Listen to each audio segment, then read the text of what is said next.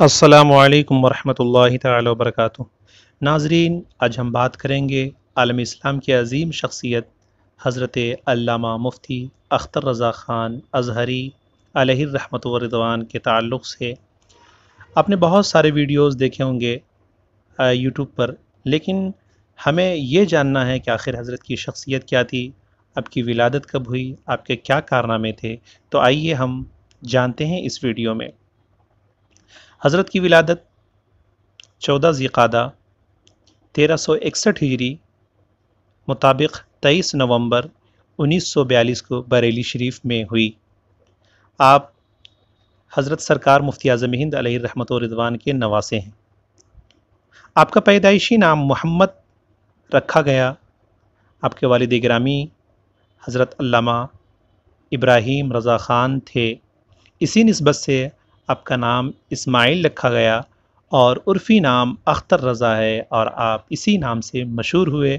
اور ازہری اس لیے کہ آپ نے جامعہ ازہر سے تعلیم حاصل کی تھی، اسی مناسبت سے آپ کے نام کے آگے ازہری لگایا جاتا ہے۔ تسمیہ خوانی 4 سال 4 دن کی عمر میں ہوا۔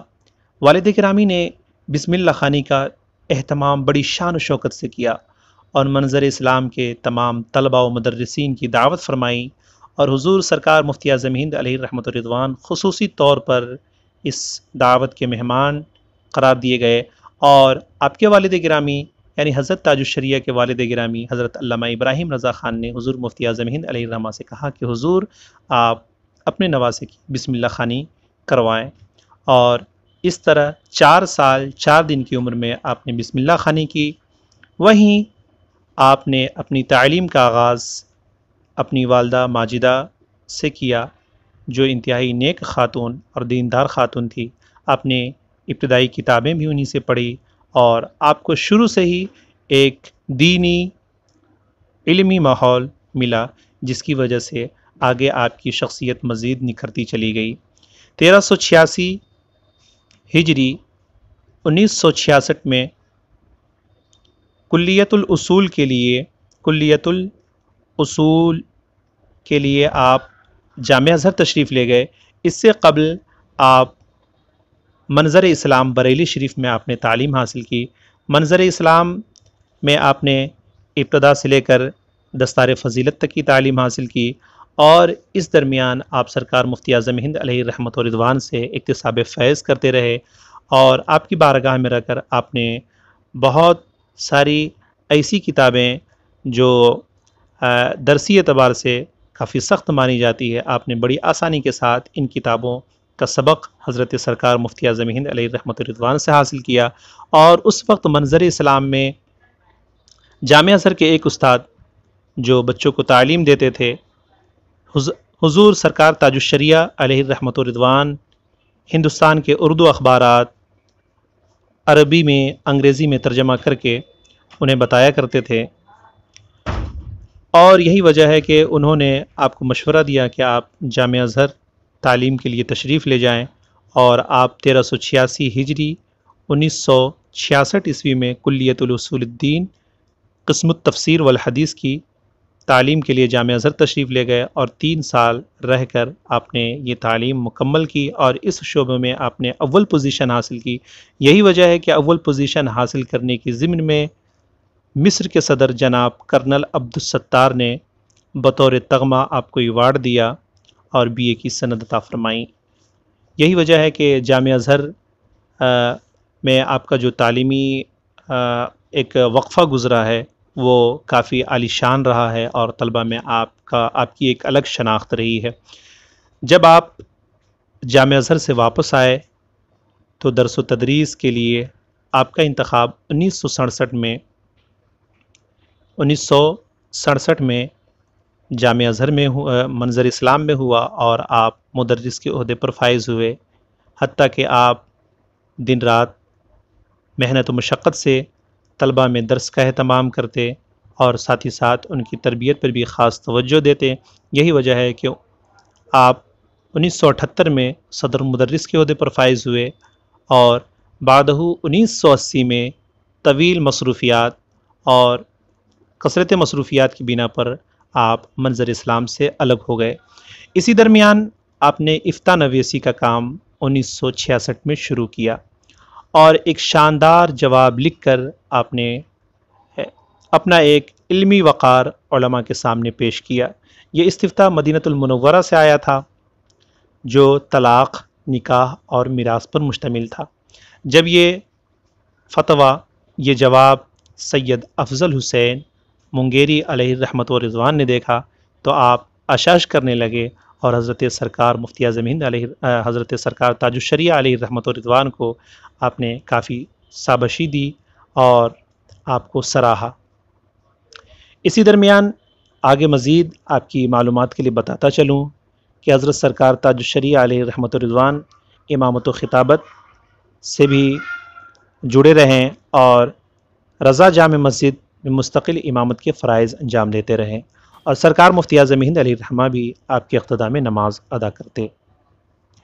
آپ کو ایک معلومات اور دوں کہ حضرت سرکار تاج الشریعہ علیہ الرحمۃ رضوان جہاں عربی میں مہارت رکھتے تھے، عربی ادب میں مہارت رکھتے تھے، عربی زبان پر مہارت رکھتے تھے، وہیں انگلش میں بھی آپ کافی اچھی مہارت رکھتے تھے، اور اردو تو آپ کی مادری زبان تھی۔ تو آپ ان تینوں زبان میں بڑی شائستگی کے ساتھ خطاب بھی کیا کرتے تھے، اور جب آپ کا غیر ملکی دورہ ہوا کرتا تھا برطانیہ، امریکہ وغیرہ کا، تو آپ وہاں انگلش میں لوگوں کو مرید بھی کرایا کرتے تھے۔ اگر آپ کے علوم فنون کی بات کی جائے تو آپ وارث علوم اعلیٰ حضرت تھے، اور اعلیٰ حضرت کے کثیر علوم پر آپ کو مہارت تامہ حاصل تھا، جو آپ نے سرکار مفتی اعظم ہند علیہ الرحمہ اور آپ نے اپنے دیگر استاذوں سے حاصل کیا تھا۔ آپ کی نکاح خوانی جامع ازہر سے واپسی کے بعد نکاح خوانی ہوئی۔ آپ کا نکاح علامہ حسنین رضا خان علیہ الرحمہ کی صاحبزادی سلیم فاطمہ عرف اچھی بی سے شعبان 1388 ہجری 13 نومبر 1968 بروز اتوار کو ہوا۔ آپ کے اولاد میں حضرت علامہ مولانا مفتی اسجد رضا خان جو سب سے مشہور و معروف ہیں، ان کے علاوہ 2 صاحبزادی اور 1 صاحبزادے اور ہیں۔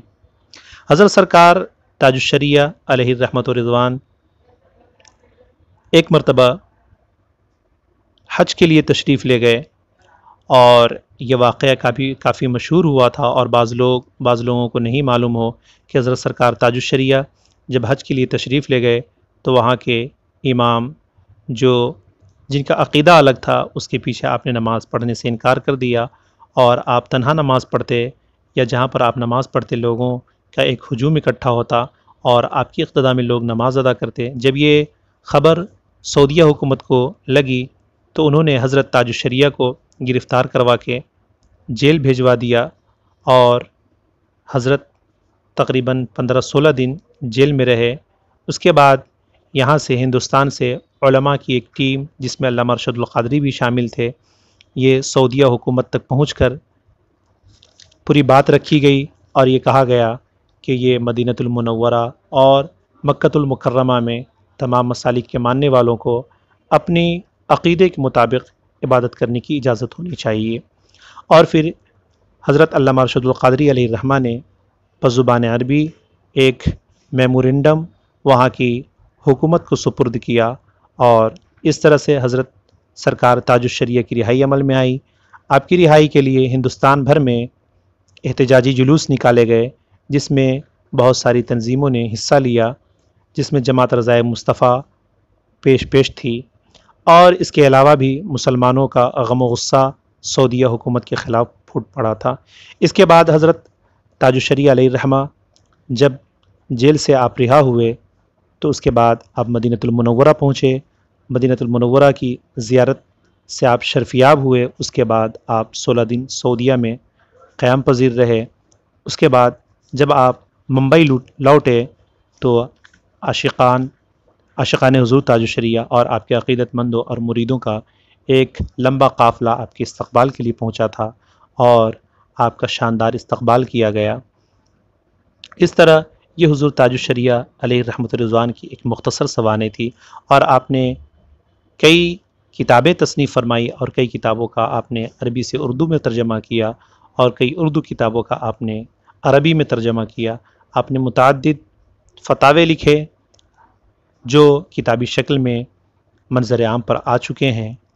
وہیں ایک بات اور آپ کو بتاتا چلوں کہ حضرت تاج الشریعہ علیہ رحمت و رضوان ہمیشہ حق گوئی و بے باکی کے لیے مشہور رہیں، لیکن دیکھا یہ جا رہا ہے کہ ان کے عقیدت مند یا کئی ایسے لوگ جو حضرت تاج الشریعہ کو بدنام کرنے کہ ان کی ظاہری حیات میں بھی آگے آگے رہے اور اب بھی ہیں، حضرت کے فوٹو کو شیئر کر رہے ہیں اور کئی ساری غلط خبریں حضرت کے حوالے سے پیش کر رہے ہیں جو سراسر غلط ہے، اور آپ لوگ بھی ایسی خبروں کو چلا رہے ہیں اور آگے فارورڈ کر رہے ہیں، شیئر کر رہے ہیں، جبکہ حضرت تاج الشریعہ تصویر کے سخت مخالف تھے۔ اگر آپ اپنی عقیدت کا اظہار کر رہے ہیں تو حضرت کے خلاف آپ یہ کام کر رہے ہیں، اپنے پروفائل پر فوٹو لگا رہے ہیں، یہ بالکل حضرت نے جب اسے سختی کے ساتھ فوٹو شیئر کرنے، فوٹو کھینچنے سے منع کیا ہے تو یہ کیسی عقیدت ہے؟ یہ اندھی عقیدت ہے، یہ عقیدت کبھی نہیں ہو سکتی، حضرت کو بدنام کرنے کی سازش ہے۔ علاوہ ازیں بہت افسوس ہوتا ہے یہ دیکھ کر کہ کبھی ایک اداکارہ جو ممبئی میں جو مر گئی تھی، اس کو جس گاڑی میں لے کے گئے تھے جلانے کے لیے، اس گاڑی کی تصویر واٹس ایپ، فیس بک، یوٹیوب وغیرہ پر ڈال کر یہ اس میں لکھا جا رہا ہے کہ حضرت تاج الشریعہ کا حضرت تاج الشریعہ کی میت ہے اس میں رکھی ہوئی۔ اللہ اکبر! حضرت کی جانب اس طرح کا جھوٹ اور بہتان لگا کر آپ کیا ثابت کرنا چاہتے ہیں؟ کیا اپنا ٹھکانہ، آپ اپنی عقیدت ثابت کرنا چاہ رہے ہیں کہ اس کے ذریعے مزید آپ اپنے لیے گناہوں کا ذخیرہ جمع کر رہے ہیں؟ تو ان چیزوں سے آپ اجتناب کریں۔ وہیں بعض حضرات حضرت کی نماز جنازہ کے تعلق سے یہ تعداد بتا رہے ہیں، کوئی کہہ رہا ہے 1 لاکھ، کوئی کہہ رہا ہے 1.5 لاکھ، یہ سب اندازہ لگانا چھوڑیں اور آپس میں یہ انتشار پھیلانا بالکل بند کریں۔ حضرت کی وصال سے پوری دنیا سنیت میں ایک سوگ کی لہر دوڑ گئی اور تمام خانقاہوں کے علماء، فضلاء اور پیروں نے حضرت کی رحلت پر تعزیت پیش کی۔ ان تمام لوگوں کے جذبات کا احترام کیا جائے اور کسی کی بھی تعزیت کو اور ان کی عقیدت کو، ان کی محبت کو جانچا نہ جائے اور ان پر سوالیہ نشان نہ کھڑے کیے جائیں۔ یہ سراسر ظلم ہے، یہ سراسر ظلم ہے۔ اور حضرت کی وفات کے بعد لوگوں کا بریلی شریف میں اکٹھا ہونا، بریلی شریف میں انسانوں کا سیلاب، یہ اپنے آپ میں ایک بہت بڑی بات ہے مسلمانوں کے لیے کہ ہم سب کہیں اگر ایک جگہ جمع ہوتے ہیں اور لوگ ایک دوسرے کے ساتھ اظہار تعزیت کر رہے ہیں، محبت سے پیش آ رہے ہیں، تو ہمیں چاہیے کہ مزید ہم اپنے دلوں میں گنجائش پیدا کریں۔